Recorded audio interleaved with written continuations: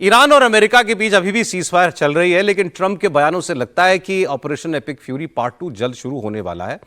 Iran ने पाकिस्तान के जरिए अमेरिका को इस बीच एक नया प्रस्ताव भेजा है। इसमें फिर उसने 14 मांगे रखी हैं और वो अपने कई शर्तों से पीछे हटाओ, अभी तक इसके कोई इंडिकेशन नहीं है। उसमें एनरिच्ड यूरेनियम, जो वो कह रहा है कि मेरा राइट है उसको एनरिच करना शांतिपूर्ण उपयोग के लिए, वो अभी भी उसने उसमें रखा हुआ है। वो ये कह रहा है कि बाकी लेकिन हम हिस्सा किसी तीसरे देश को ट्रांसफर कर सकते हैं जो हाईली एनरिच्ड यूरेनियम है। लेकिन अगर वार्ता फेल हो गई तो फिर ये हमें गारंटी, फिर हम ये अपना यूरेनियम जो है किसी को सौंपेंगे नहीं। ईरान ने यह भी साफ साफ कहा है कि हम किसी भी न्यूक्लियर साइट को नष्ट नहीं करेंगे। साथ ही हॉर्मुज से दूसरे देशों के नौसैनिकों को फौरन हटाया जाए और हॉर्मुज पर सिर्फ ईरान का कंट्रोल माना जाए।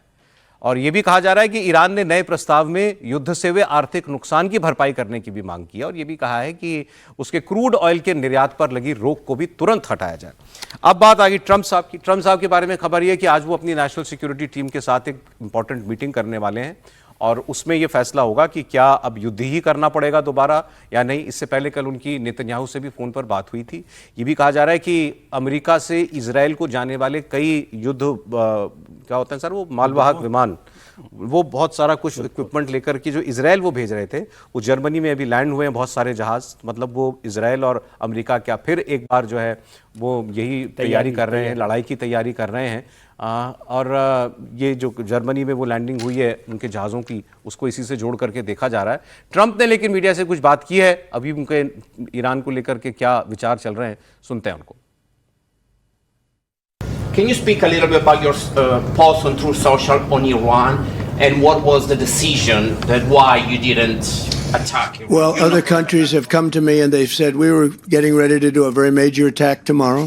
I've put it off for a little while, hopefully maybe forever, but possibly for a little while, because we've had very big discussions with Iran and we'll see what they amount to. I was asked by Saudi Arabia, Qatar, UAE and some others if we could put it off for 2 or 3 days, a short period of time, because they think that they are getting very close to making a deal. And if we can do that where there's no nuclear weapon going into the hands of Iran, I think, and if they're satisfied, we will be probably satisfied also.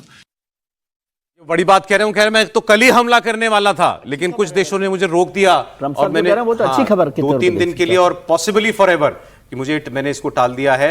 उन लोगों ने मुझे कहा है कि हम बातचीत कर रहे हैं और फिर कोई प्रस्ताव जो है वो आ सकता है। इसमें एक लाइन जो सबसे ठीक जो उन्होंने बोली कि अगर कतर को समझ में आ जाएगा तो मैं भी मान लूंगा। वो मीडिएटर है ना, आगे बोला है इन्होंने, ये लाइन ही बोली, कतर बोला है ना, कतर ये सीरियस है और कतर क्योंकि कतर अगर मीडिएटर के तौर पर कुछ करेगा तो उसको हमको बहुत सीरियसली लें, तब ये शायद हम शांति की तरफ बढ़ेंगे। सर देखिए, जो कंडीशन जो शर्तें ईरान ने भेजी है उस पर तुरंत जवाब भी उधर से आ गया है अमेरिका की तरफ से कि वो चीज़ें मान्य नहीं है। वो पहले जैसा ही जो बात पहले जैसा है। पहली बात तो उन्होंने कहा कि भाई जो आपके एसेट्स थे विदेश के अंदर जो फ्रीज कर दिया गया था, हम उसको डिफ्रीज करने के लिए तैयार हैं, लेकिन सारे नहीं, 25% के आसपास वो डिफ्रीज करने के लिए तैयार हैं।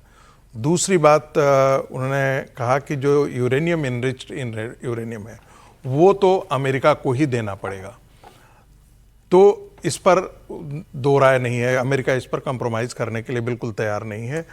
ईरान ने कहा कि हम थर्ड पार्टी को देने के लिए तैयार हैं या किसी तीसरे देश को हम दे देने के लिए तैयार हैं, लेकिन हम पूरा का पूरा इनरिच्ड यूरेनियम नहीं देंगे, हम कुछ अपने पास भी रखेंगे।